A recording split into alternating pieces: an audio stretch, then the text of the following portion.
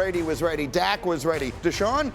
Maybe not so much. We start with the contract extension. $240 million buys you that jacket. You think it's off the rack or is it custom? No, that's custom, baby. Custom made. He got his money. CD got his money. Dan, how'd they look early? Yeah, beautiful throw, one-on-one, the fade to the sideline. This is pretty darn good coverage by Denzel Ward. Just an absolutely perfect throw over the right shoulder from Dak to CeeDee Lamb, and then down in the red zone, Cleveland's going to all-out pressure. Dak gets that ball out of his hands so quickly and throws it to a spot where only Brandon Cooks could go track it down. Cowboys up 7-3. Then, Rex, how was Micah Parsons in this game, by the way? He was okay. He only had 8 hits on the quarterback. By the way, you realize nobody can block this man, especially Cleveland. That was his first sack of the season. There Rex's would be tan more. looks amazing. 5 minutes in the second. Hey, look, and Zeke Elliott is back in a Cowboys uniform in Dallas. A 14-3 lead. Now it's 20-3 in the third quarter, and this one pretty much put the game away. Exactly what Cleveland didn't need. Start the second half, try to find a way to get some momentum, and Turpin basically goes 60 yards, essentially untouched for this Dallas Cowboys special teams unit, walks down the right sideline. 27-3 Dallas. From that point forward, Cleveland just in comeback mode. We haven't shown you much Deshaun Watson because, candidly, he was terrible. Yeah, this one, not totally on him. There's a little bit of disconnect between him and Elijah Moore. He throws it a little out front. Elijah Moore sitting down. Either way, ends in an interception. Cowboys win big. Dak, talk to me. Right now, it's about celebrating this win tonight. Hell of a win with these guys. Excited for this plane ride back with them. But turning the page tomorrow, getting on to the Saints, and taking it one game at a time. But that's what is at the forefront of my mind. Not the money. It's about holding up my end of the deal, and that's winning. And I want to do it here. What it means is a big commitment to the next 5 years, to our future, if you will. There's a lot of me that thinks I'd hope Dak is our quarterback for the rest of my time. Okay, so, I mean, good for him, right? For all the talk we've had about Dak and his contract and everything else, he got his money. Good for him. If you know our show, you know we are going to talk about the Cowboys, and I promise we will get to them in a moment. But watching that game yesterday, it didn't feel as much about them as it felt about one other storyline. What did you put on Twitter yesterday that got everyone talking? Yeah, quarterback's a problem in Cleveland. And if I was Kevin Stefanski, I would be thinking long and hard about Jameis Winston and moving him to be my starting quarterback. They can't run anything in Cleveland. One, Kevin Stefanski, the beauty of this offense is that play-action pass, Kyle Shanahan, Matt LaFleur, Gary Kubiak offense can't run it with Deshaun because Deshaun isn't ready to operate the play-action pass. He doesn't see the field well. He's not throwing in rhythm and timing. He's missing receivers by 6-7 yards, not feet. I mean, okay, so third down, he's going to climb the pocket. Right now, you have Amari Cooper working in the middle of the field. He's the guy to throw the football to. As you make that, you throw the ball open now. But there's that holding of the football because there's a lack of confidence. You have Elijah Moore running this little in or slant. This is wide open in the NFL. For $60+ million, hit your back foot. There's no pressure here. Drive that football to his chest. Instead, it's grounded because it looks like he's trying to guide the football. Amari Cooper running a slant. You're going to get pressure. If he hits this, Amari Cooper might get 15, 20 yards. Put it on his chest instead. Instead, he's missing him by a yard. Down in the red zone, look at the back at the bottom of the screen. Just throw that. That's an easy decision. Watch where he throws this football on 2nd and 10 in the red zone. Oh. That ball's 6 or 7 yards out of bounds. That's just a total waste of a play. There's no rhythm. There's no scheme. When he calls the play action, it's not executed. We're not seeing the field, and there's egregious misses. It's a problem. Rex, what was the first thing you said to me when I asked you about this game today?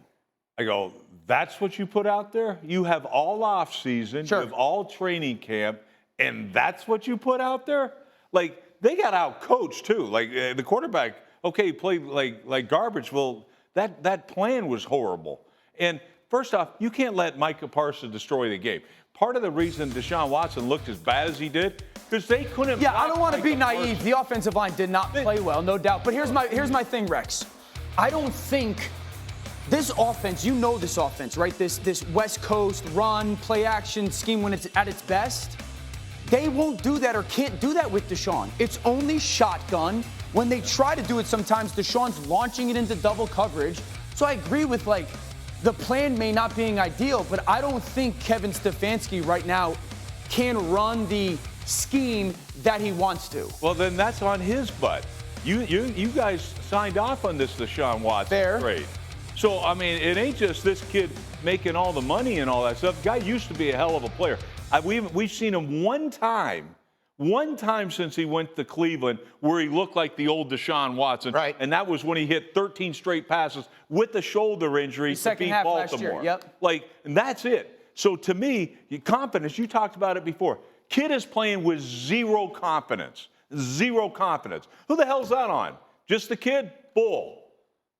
It's on the coach as well. Bull. I'm telling you right now. I can tell you right now. There's ways of doing things when your quarterback's in a funk. And by the way, when you got two backup tackles, and how'd the Rams look last night with 3 backup offensive linemen? They had a plan. That's a difference. The coach and the quarterback were connected. Right now, I don't see anybody connected. Disconnect that coach and quarterback, I agree. To sit there and say there's a way to give him confidence, it didn't seem like there was a struggle with the quarterbacks that played in it last year. Certainly not Joe Flacco with that same type of situation. And that's last year when you had 2 backup offensive linemen in there. You had 2 backup offensive linemen, and you're not going to adjust your plan? That's on coach. So, get in here. What did you see in Deshaun Watson yesterday? Well, I laid an egg. I think, to me, the thing that's the most disappointing you saw from the Cleveland Browns was they went out, they got new offensive coordinator. They basically tried to change things to appease Deshaun Watson week 1, and for you to go out there and look like that is all types of red flags for the Cleveland Browns and Deshaun Watson. I think Dan makes a really good point in that look at all the other quarterbacks that's played in Cleveland under Stefanski. They have played better than Deshaun Watson had in this very same offense. This team isn't going anywhere. Let's be clear. That's what the owner wanted. The owner made this deal happen. The owner took the contract to a place it had never been. The coach winds up, it becomes his problem, and they've looked better with every other quarterback besides Deshaun. Cindy, put up 821. For anyone who hasn't seen, if you didn't get a chance to see this game yesterday, the Cowboy defense is good, all right? But, I mean, they're not the 85 Bears. 43% of Cleveland's plays went for 0 or negative yards. Let me say that again. Almost half their plays went for 0 or negative yards, and Deshaun was 1 of 11 with 6 sacks. So where's the hope? Where's the hope? You tell me. That's my point with I'm not sitting here saying, and everyone's going to go, don't overreact to week 1. This is a couple years now, and you have to sit there and go, it's not just can the quarterback play in this system. You know this. This offensive line is at its best when it's in this play-action zone scheme system. Both those tight ends are at their best when they're in that. Amari Cooper is at his best when they're in that. So are we really going to completely change what we want to do offensively and what we've seen work for a quarterback that right now is a giant question mark? And I'd also say this. There's also no plus plays.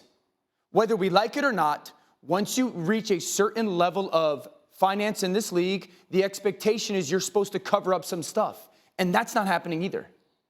So where's the hope? He has reached the highest level of finance. Until yesterday, he had the most guaranteed money of any player in his contract in NFL history. He's now been surpassed by $1 million by Dak Prescott. Yes. I think it's come to a point now.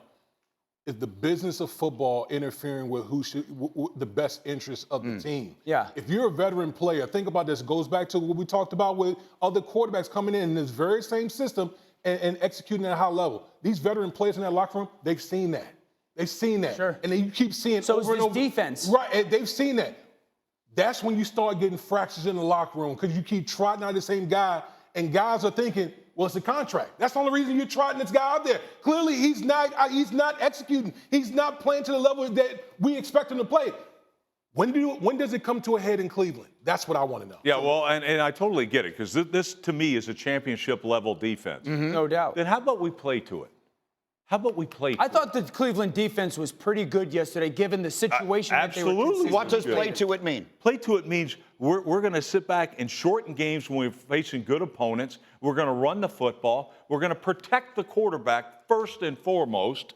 That's how you do it. Not spread it out and let the guy. Deshaun Watson has never been a guy that's always a rhythm passer. He's never been a timing passer. It starts with protection first with Deshaun Watson. Always has.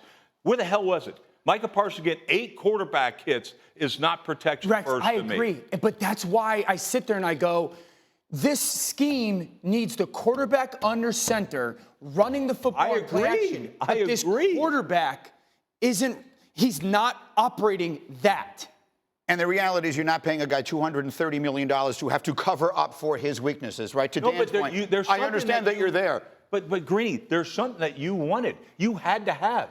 Desperately, you had to have. He wasn't going to change. Why the hell would he? At the end of the day, I think the owner had to have it. I'm not 100% sure the coach ever thought he had to have it. Now, having said that, as I promised, we get to the Cowboys and talk about, you said, where was the plan? Dan, we had maybe the two best defensive players in the league. Micah Parsons on one side, Myles Garrett on the other. The Browns had no plan for Micah Parsons. What did the Cowboys do with Myles Garrett? Yeah, made sure he didn't ruin the football game. I was wrong. I thought that Cleveland would dominate this game, but the Cowboys' offensive plan was very smart in regards to Myles Garrett wasn't going to ruin the football game. Number one, they put big bodies on the field, multiple personnels to make sure that they had people towards him.